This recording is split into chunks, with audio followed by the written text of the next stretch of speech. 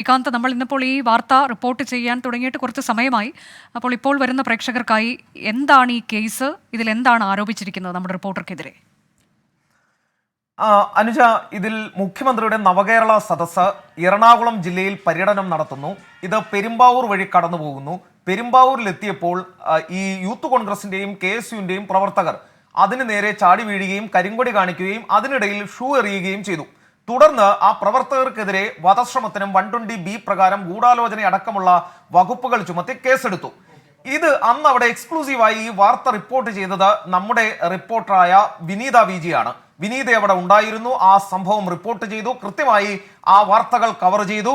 പിന്നീട് നവകേരള സദസ്സ് മൂവാറ്റുപുഴയിലേക്ക് എത്തിയപ്പോൾ അതും കവർ ചെയ്തിട്ടാണ് വിനീത തിരികെ വരുന്നത്. ഇതിൽ ഇപ്പോൾ ഏറ്റവും ഒടുവിൽ ഈ സംഭവം നടന്നു. ആ കേസിലുണ്ടായിരുന്ന പ്രവർത്തകർക്ക് അന്ന് തന്നെ ജാമ്യം കിട്ടി. ശേഷം ഇത്രയധികം ദിവസം കഴിഞ്ഞ് ഇന്നലെ ഒരു നോട്ടീസ് വരുന്നു. അത് രണ്ടുപേർക്കാണ് വരുന്നത്. ഒന്ന് വിനീതയ്ക്കെത്തുന്നു. നിങ്ങളുടെ സാന്നിധ്യം, ഈ പറഞ്ഞ കേസിൽ നിങ്ങളുടെ സാന്നിധ്യം കണ്ടെത്തിയിരിക്കുന്നു ഈ പെരുമ്പാവൂരിൽ ഈ സംഭവം നടന്ന സ്ഥലത്ത്, അതിൽ നിങ്ങളെ ചോദ്യം ചെയ്യണം എന്നാണ് പറയുന്നത്. 41A പ്രകാരമുള്ള നോട്ടീസാണ് വരുന്നത്. വേണമെങ്കിൽ അറസ്റ്റ് ചെയ്യാം, ഇതിൽ കേസിൽ പ്രതിയാക്കി അറസ്റ്റ് ചെയ്യാം എന്നുള്ളതാണ് അതിലൊരു കാര്യം. രണ്ടാമത്തെ നോട്ടീസ് വന്നത് എനിക്കാണ്. ബ്യൂറോ ചീഫ് എന്ന നിലയിൽ നിങ്ങളുടെ അറിവോടും സമ്മതത്തോടും കൂടിയാണോ ഈ പറഞ്ഞയാൾ അവിടെ എത്തിയതും ഈ കാര്യങ്ങളിൽ ഏർപ്പെട്ടതും എന്ന് നിങ്ങൾ വ്യക്തമാക്കണം. നിങ്ങൾക്കും നോട്ടീസ് ഉണ്ട് എന്ന് ചൂണ്ടിക്കാട്ടി 160 CRPC പ്രകാരമുള്ള നോട്ടീസ് സാക്ഷിമൊഴി എടുക്കൽ എനിക്കും വന്നു. ഈ രണ്ട് നോട്ടീസിനും ഞങ്ങൾ മറുപടി നൽകിയത് ഔദ്യോഗിക തിരക്കുകൾ ഉള്ളതിനാൽ, ഇത് ഷോർട്ട് നോട്ടീസ് ആയിരുന്നു. ഇന്നലെയാണ് വരുന്നത്. ഇന്ന് ഹാജരാകാനും പറയുന്നത്. ഷോർട്ട് നോട്ടീസ് ആയതിനാൽ നമുക്കതിൽ ഹാജരാകാൻ സാധിക്കില്ല എന്ന് അറിയിക്കുകയും ചെയ്തു. തുടർന്ന് ഇന്നിപ്പോൾ വിനീത VGയെ 5ാം പ്രതിയാക്കി കേസെടുത്തിരിക്കുകയാണ്. ഓർക്കേണ്ടത്, നേരത്തെ രജിസ്റ്റർ ചെയ്ത ഇട്ട FIR-ൽ 120Bയും 353യും 308ഉം വധശ്രമം അടക്കമുള്ള FIR-ലേക്ക് 5ാം പ്രതിയായി വിനീത VGയെ കൂടി കൂട്ടിച്ചേർത്ത് പ്രതിയാക്കി 5ാം പ്രതിയാക്കി ഈ കേസിൽ ഉൾപ്പെടുത്തിയിരിക്കുന്നു എന്നുള്ളതാണ് ചൂണ്ടിക്കാണിച്ച കാര്യം. നിങ്ങളുടെ സാന്നിധ്യം അവിടെ ഉണ്ടായിരുന്നു എന്നുള്ളതാണ്. ഈ 120Bയും 308ഉം ചാർജ് ചെയ്യുമ്പോൾ സ്വാഭാവികമായും ഈ ഷൂ എറിഞ്ഞ യൂത്ത് കോൺഗ്രസിന്റെയും KSUവിന്റെയും പ്രവർത്തകർ എന്ത് കുറ്റമാണോ ചെയ്തത്, അതേ കുറ്റം വിനീത VGയും ആ സ്ഥലത്തെത്തി റിപ്പോർട്ട് ചെയ്ത റിപ്പോർട്ടറായ വിനീത VGയും ചെയ്തു എന്നുള്ളതാണ് അവർ ആരോപിക്കുന്നത്.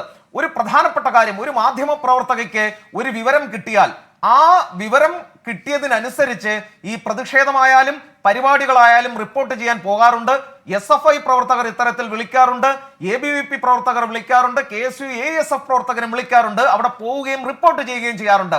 ചില സമയത്ത് കരിങ്കൊടി കാണിക്കും, ചില സമയത്ത് പോലീസ് അവരെ തല്ലി ഓടിക്കും, ചിലപ്പോൾ കല്ലേറുണ്ടാകും, ടീർഷൽ പ്രയോഗമുണ്ടാകും. ഇതെല്ലാം നമ്മൾ തത്സമയം അവിടെ നിന്ന് റിപ്പോർട്ട് ചെയ്യുകയാണ് ചെയ്യുന്നത്.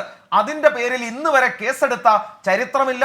ഈ ഷൂറിൽ കേസെടുക്കുന്നു എന്ന് പറയുന്നത് വിചിത്രമായ കാര്യമാണ്. ഞാൻ നേരത്തെ നോക്കിക്കൊണ്ടിരുന്ന ഒരു കാര്യം, ആ കോടതിയുടെ മജിസ്ട്രേറ്റ് കോടതിയിൽ ഈ പ്രവർത്തകരെ ഹാജരാക്കിയപ്പോൾ കോടതി ചോദിച്ച ചില ചോദ്യങ്ങളാണ്. അതൊന്ന് പറയാതിരിക്കാനാകില്ല. വധശ്രമം എങ്ങനെ നിലനിൽക്കും എന്നുള്ള ചോദ്യം കോടതിയുടെ ഭാഗത്തു നിന്നും വന്നു. മന്ത്രിമാരെ മാത്രമല്ല ജനങ്ങളെയും പോലീസ് സംരക്ഷിക്കണം. പൊതുസ്ഥലത്ത് പ്രതികളെ ആക്രമിച്ചവർ എവിടെ തുടങ്ങി അന്ന് പോലീസിന് കേൾക്കേണ്ടി വന്നത് അതിരൂക്ഷ വിമർശനമാണ്. ഈ വധശ്രമം എങ്ങനെ നിലനിൽക്കും എന്ന ചോദ്യം അന്ന് ചോദിച്ചിരുന്നു കോടതി. അതേ കേസിൽ 120Bയും 308ഉം ഒക്കെ അടങ്ങുന്ന FIR-ലേക്ക് വിനീത VGയുടെ പേര് കൂടി എഴുതി ചേർക്കുമ്പോൾ അവിടെ പോയി റിപ്പോർട്ട് ചെയ്ത വ്യക്തിക്കെതിരെ അതെങ്ങനെ നിലനിൽക്കും? ലോകത്തെവിടെയായാലും ഏത് സമയത്തും 24 വാർത്തകളും ഓഗ്മെന്റഡ് റിയാലിറ്റി പാക്കേജുകളും എക്സ്പ്ലെയിനറുകളും വിശദമായി കാണാൻ ഞങ്ങളുടെ YouTube ചാനൽ നിങ്ങൾക്ക് സബ്സ്ക്രൈബ് ചെയ്യാം.